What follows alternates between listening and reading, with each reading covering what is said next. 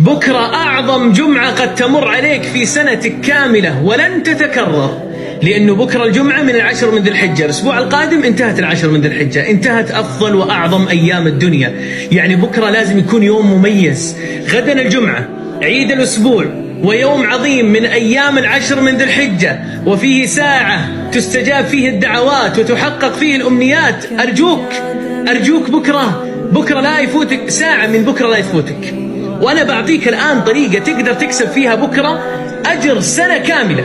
ركز. يقول عليه الصلاة والسلام في الحديث الصحيح: من غسل يوم الجمعة واغتسل وبكر وابتكر ومشى ولم يركب ودنا من الإمام واستمع ولم يلغو، كان له بكل خطوة، يا الله، بكل خطوة خطيتها أجر سنة كاملة بصيامها وقيامها. يعني أنت كم من بيتك للمسجد؟